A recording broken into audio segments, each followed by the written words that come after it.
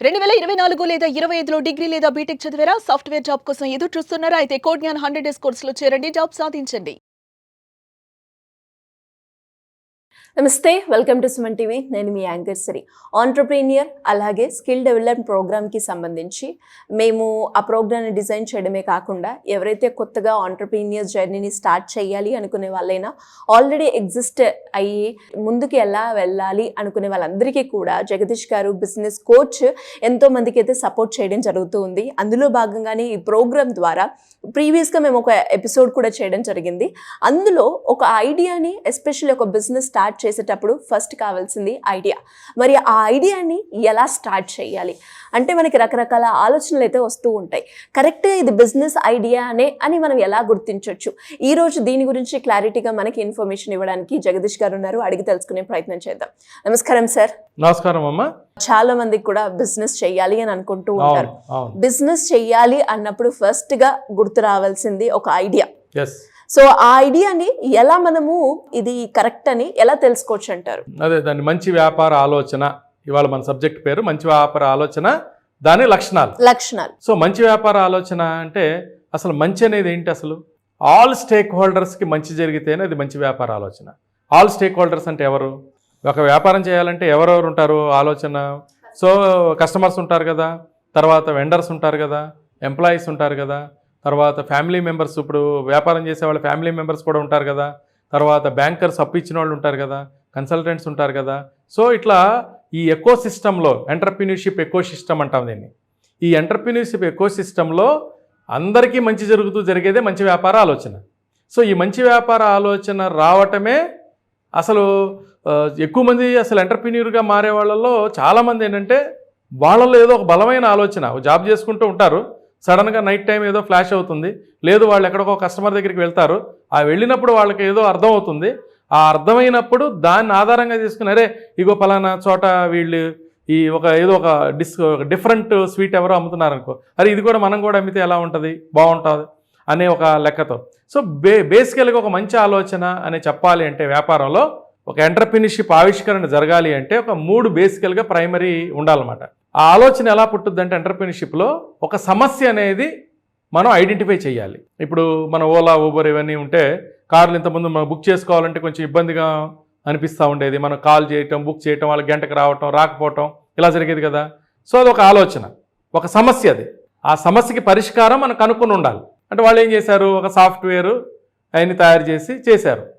పరిష్కారం దానివల్ల ఏమవుతుంది, మనం ఇట్లా నొక్కగానే మన 5 నిమిషాల్లో 3 నిమిషాల్లో మనం పికప్ చేసుకున్నారు, వెళ్తున్నారు, పేమెంట్ కడుతున్నాం, అయిపోతుంది. సో కార్లు ఉన్నాయి, ఇంతకుముందు మనుషులు ఉన్నారు. బట్ చాలా కార్లు ఖాళీగా ఉండేవి, ఎందుకంటే వాళ్ళు రీచ్ అయ్యేవారు లేరు. అట్లాగే చాలా మనుషులు బిజీగా ఉన్నా, ఖాళీగా ఉన్న కార్లు ఖాళీగానే ఉన్నాయి, బిజీ అవసరం ఉన్న మనుషులు అవసరంగానే ఉన్నారు. ఈ డిమాండ్ సప్లై సెట్ కాలేదు. కొంతమందికే ఆ కార్లు అవైలబిలిటీ వచ్చాయి, కొంతమందికి ఆ సర్వీసెస్ వచ్చాయి, మిగతా వాళ్ళంతా కూడా సఫర్ అవుతూ ఉండేవాళ్ళు ఆ కార్ టైంకి రాక, ఇది రాక. వీళ్ళ ఆలోచన వచ్చినాక, ఈ సాఫ్ట్వేర్ వచ్చినాక ఏమైంది, అది సెట్ అయింది కదా. ఓకే, ఎందుకు ఈ ఓలా, ఊబర్ కానీ ఇలాంటి సిస్టమ్స్ సెట్ అయినాయి అంటే వాళ్ళు ఒక సమస్యని ఐడెంటిఫై చేయటమే కాకుండా, సమస్యని పరిష్కారం కొనటమే కాకుండా, దానికి అతిపెద్ద మార్కెట్ ఉన్నది అనేది అర్థం చేసుకున్నాకే ముందుకెళ్ళారు. సపోజ్ సమస్య ఉంది, ఒక సమస్య పరిష్కారం కూడా మనకు తెలుసు, దానికి ఉపయోగించుకునే వాళ్ళు లేరనుకో. సపోజ్ ఒక గిరిజనుల కోసం ఒక ఆయన కోర్సు తయారు చేశాడు అనుకో, చాలా తక్కువ మంది ఉన్నారనుకో, మంచి కోర్సు, చాలా వాళ్ళ అభ్యున్నతికి చాలా ఉపయోగపడుతుంది ఆ కోర్సు. తర్వాత ఎక్కువ మంది చదువుకోలేని గిరిజనులు ఎక్కువ మంది వాడలేదనుకో, అదేమవుతుంది, వ్యాపారపరంగా పనికిరాదు. అది సామాజికమైన అంశంగా ప్రభుత్వం చేసినా లేకపోతే ఒక ఎన్జిఓ చేసినా ఓకే. బట్ వ్యాపారపరంగా మనం కోర్సు తయారు చేస్తే వాళ్ళు ఎక్కువ మంది వాడుకోనప్పుడు మనకు లాభం ఏముంది అంటే మన ఆత్మసంతృప్తి కూడా ముఖ్యమే. నేను ఇందాక ఫస్ట్ ఎపిసోడ్లో సామాజిక బాధ్యత, ఆత్మసంతృప్తి ఇవన్నీ మాట్లాడాం. ఆత్మసంతృప్తి, సామాజిక బాధ్యతతో పాటు మంచి వ్యాపార ఆలోచనకి ఎన్ని లక్షణాలు. సో లక్షణాలతో పోలిస్తే ఇందాక నేను చెప్పాను కదా, ఇవేమో మౌలికమైన ఆలోచనకి అసలు ఉండాల్సిన బేసిక్ అసలు ఎందుకు రావాలి అనే ఆలోచనకి మనం చెప్తే, ఈ లక్షణాలు ఏంటంటే అది 10 మందికి ఉపయోగపడేలాగా ఉండటం, 10 మందిని అలరించేలాగా ఉండటం, 10 మందికి ఒక తక్కువ కాస్ట్లో ఆ సౌకర్యం దొరికేటట్టుగా ఉండటం, తర్వాత ఈజీగా అవైలబిలిటీ ఉండటం, ఇలా అది ఆ ప్రొడక్ట్ కానీ, ఆ వ్యవస్థ కానీ, ఆ సిస్టమ్ కానీ యొక్క లక్షణాలు, ఇలా మంచి లక్షణాలు ఎన్నుంటే అంతా ఆ బిజినెస్ కానీ, ఆ ప్రొడక్ట్ కానీ ముందుకెళ్ళడం జరుగుతుంది. చాలా క్లియర్ గా చెప్పారు సార్. మరి అలాగే ఎవరికైనా కూడా ఇనిషియల్ గా స్టార్ట్ చేసేటప్పుడు అవును. ఇది బిజినెస్ ఆలోచననే అని ఎలా గుర్తించాలి అంటారు? ఎలా గుర్తిస్తుందంటే అమ్మా, ఇప్పుడు మనం ఊరికే ఒక ఎగ్జాంపుల్ మనం చూసుకుందాం. మనం కొన్ని సినిమాల్లో ఒక హీరో హీరోయిన్ మూవ్ అవుతున్నప్పుడు ఆ గుండె కొట్టుకున్నట్టు చూపిస్తారు కదా, ఆ పక్కన నువ్వు ఎక్కడో ఉన్నావు, నేను ఎక్కడో ఉన్నాను అని. అంటే అదేంటి? సిగ్నల్. ఒక సిగ్నల్. వాళ్ళు ఎక్కడో ఉన్నారు, వాళ్ళకి కావాల్సిన వాళ్ళు ఎక్కడో ఉన్నారు, వాళ్ళు ఎక్కడో తెలుస్తూ ఉంటుంది. అది నిజమా అబద్ధమా అని పక్కన పెడితే కొంతమంది ఫీల్ అయ్యామని చెప్పేవాళ్ళు కూడా ఉంటారు. నిజంగా మనకు కావాల్సిన వాళ్ళు మన దగ్గరలో ఉంటే దూరంగా ఉంటారే వాళ్ళ ఫీలింగ్ మనకు కలుగుతుంది కదా. వ్యాపారం కూడా అంతే. అసలు నేను ఇందాక చెప్పాను, నేను ఒక అద్భుతమైన థాట్ ప్రాసెస్ వచ్చినాకే వాడు జాబ్ చేసే అతను కన్వర్ట్ అవ్వటం, ఇంకోటి కన్వర్ట్ అవ్వటం, ఏదో చూస్తే ఏదో ఇన్స్పిరేషన్ వస్తుంది.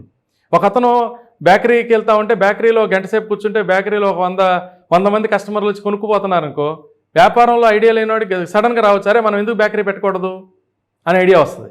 అట్లాగే వ్యాపారం చేద్దాం అనుకునేది ఏంటంటే వాళ్ళకున్న నైపుణ్యాలు, వాళ్ళకున్న అవసరాలు, వాళ్ళకున్న ఆసక్తి, వీటి అన్నిటి యొక్క కలయిక గనక జరిగితే అప్పుడు ఆ వ్యాపారం అద్భుతంగా జరుగుతుంది.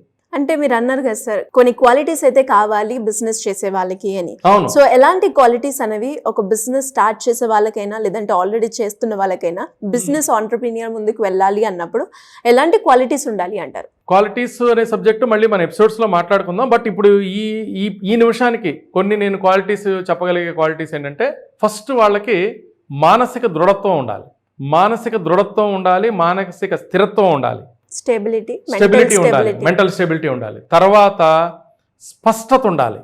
ఏం చేద్దాం అనుకుంటున్నారు, వాళ్ళు ఏం చేస్తున్నారు, తర్వాత వాళ్ళు కస్టమర్కి ఏమి ఇద్దాం అనుకుంటున్నారు అనే దాని మీద ఒక కమిట్మెంట్ ఉండాలి. వాళ్ళకు ఒక ఏం చేస్తున్నామో, ఒక డెలివరీ మనం ఏమి ఇస్తున్నామో, మన ఫైనల్ కస్టమర్కి ఏం లాభం జరుగుతుంది అనే దాని మీద అతనికి ఒక కమిట్మెంట్ దాని మీద.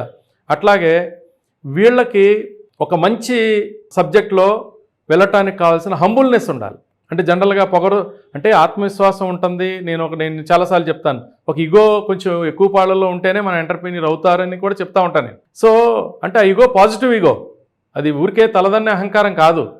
సో ఆత్మవిశ్వాసము, ఆత్మావలోకనము, తర్వాత స్టెబిలిటీ, ఇవన్నింటి ఉంటూ చక్కగా వాళ్ళకు ఒక హంబుల్నెస్ కనుక ఉంటే, అందరినీ కలుపుకుపోగలిగే ఇది ఉండాలన్నమాట, అన్ని ఓర్చుకోగలిగే స్వభావం ఉండాలి, ఆ లీడర్షిప్గా మార్గదర్శకత్వం చేయగలిగే పరిస్థితి ఉండాలి. సో ఇంకా ఈ స్కిల్స్లో ఏంటంటే ఆర్గనైజేషనల్ స్కిల్స్ చాలా ఎక్కువ ఉండడం అవసరం. తర్వాత క్రియేటివ్ స్కిల్స్, సృజనాత్మకత, ప్రాబ్లమ్ సాల్వింగ్ స్కిల్స్, తర్వాత క్రైసిస్ మేనేజ్మెంట్ స్కిల్స్, ఇలాంటి స్కిల్స్ అన్నీ కూడాను వీళ్ళు ఉంచుకుంటే చాలా బాగుంటుంది.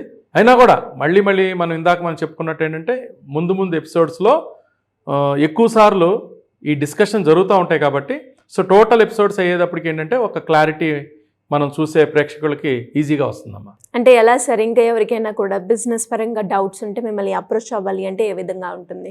ఇదేనమ్మా, ఇప్పుడు మనది ఏదైతే స్క్రోలింగ్ అవుతుందో నెంబరు, ఈ స్క్రోలింగ్ కనుక వీళ్ళు మాట్లాడగలిగితే మనం అపాయింట్మెంట్ ఇస్తాము. అపాయింట్మెంట్లో చాలా రీజనబుల్గా మనకి ఫీజు ఉంటుంది. సో వాళ్ళు ఫోన్ల ద్వారా కానీ మనని హైదరాబాద్లో మన ఆఫీస్లో 1-to-1 కానీ వచ్చి కలవచ్చు. సో వాళ్ళకి మంచి గైడెన్స్ ఇద్దాం. తర్వాత మనము అతి తొందరలో మనం ఆన్లైన్ సెషన్స్ కూడా, మన వర్క్షాప్స్ కూడా మనం పెట్టబోతున్నాం. అట్లాగే ఆఫ్లైన్ వర్క్షాప్స్ కూడా పెడతాం. మనం ఒక డే మొత్తం కూడా మనం ఈ నెలలో కానీ వచ్చే నెల first week or October 15th లోపల మన ప్రోగ్రామ్ ఉంటుంది. సో అవన్నీ కూడా మన స్క్రోలింగ్ ద్వారా, సో మన ఎపిసోడ్స్, నాకు సంబంధించిన ఎపిసోడ్స్ ఏ ఎపిసోడ్ చూసినా కూడాను వాళ్ళు ఆ స్క్రోలింగ్లో వాళ్ళ డీటెయిల్స్ రిజిస్ట్రేషన్ కనుక చేసుకోగలిగితే చక్కగా మన ప్రోగ్రామ్స్ అన్నింటినీ వాళ్ళు యాక్సెస్ చేయొచ్చు. Thank you sir, thank you so much. Thank you అమ్మా, థ్యాంక్ యూ. సుమన్ టీవీలో మీ పర్సనల్ అండ్ బిజినెస్ ప్రమోషన్స్ కోసం కింది నెంబర్కి కాంటాక్ట్ చేయండి.